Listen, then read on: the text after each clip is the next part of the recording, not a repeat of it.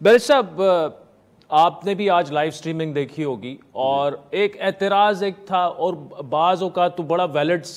نظر آتا تھا کہ یار فل کورٹ آپ بنا دیں ایسے کیسز، کیونکہ بینچز بنتے تھے اور اس کی فارمیشن سے ریفلیکٹ ہو جاتا تھا کہ یہ فیصلہ اس کا کیا آئے گا۔ چیلنجز آپ کیا سمجھتے ہیں کہ قاضی فائز عیسیٰ صاحب کے لیے وے گوئنگ فارورڈ کیا ہوں گے، اور یہ آج جو فل کورٹ بنی اور لائیو سٹریمنگ ہوئی آپ کی نظر میں کیسے تھی؟ دیکھیے، فل کورٹ کا تقاضا ہوتا رہا ہے اور خاص کر پریویس گورنمنٹ ہر بینچ پہ اعتراض کرتی رہی ہے، کیونکہ وہ ان کا ہمیشہ سے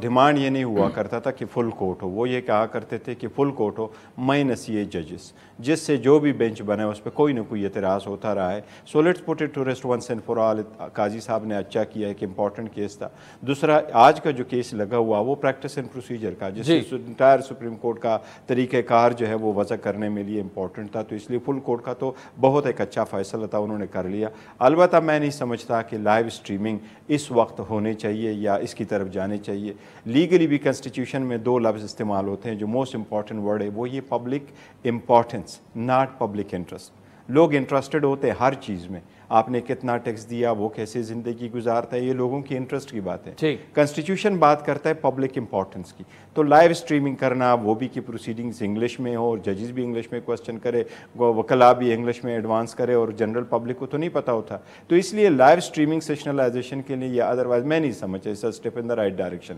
ججز کو چاہیے ہوگا کہ they have to concentrate on one thing. آج بڑا امپورٹنٹ کیس تھا، آج ایڈجن ہو گیا 3 نومبر کے لیے، کوشش کرنی چاہیے تھی اگر آج ہی کنکلوڈ کر لیتے، سبمیشنز لے لیتے، وکلاء کے ریزرو کر دیتے، آگے جاتے، کیونکہ اس کیس کا ایک بڑا امپیکٹ ہے۔ جو چیف جسٹس صاحب نے یہ فرمایا تھا کہ میں اس وقت تک اس کو آگے پروسیڈ کروں گا، نہیں بیٹھوں گا جب تک اس کا فیصلہ نہیں ہوتا۔ آج انہوں نے یہ ضرور فرمایا کہ فرام ناؤ آنورڈز جو بینچز میں بناؤں گا وہ اعجاز الحسن صاحب سے اور طارق مسعود صاحب سے مشورے سے بناؤں گا، وچ مینس کہ جو سٹے مل چکا تھا اس کے خلاف، وہ سٹے آج ویکیٹ ہو گیا ہے، and now we proceeding further. Focus ہونے چاہیے، کیونکہ ابھی مین ایسے کیسز بھی سپریم کورٹ کے پاس پڑے ہیں جس میں سے پھر یہ ڈیمانڈ تھا کہ اس میں بھی فل کورٹ بناؤ، جس طرح آفیشیل سیکرٹ ایکٹ ہے، ملٹری کورٹس کے ایشو ہیں، الیکشن کے کیسز ہیں، اور جو 90 ڈیز والے آڈیو لیکس والے ہیں، تو ایسے امپورٹنٹ ہیں۔ آپ 57,000 پینڈنسی اور 57,000 میں آپ کو ٹوٹل 57 پولیٹیکل کیسز نہیں ملیں گے، تو سپریم کورٹ کو چاہیے کہ ایک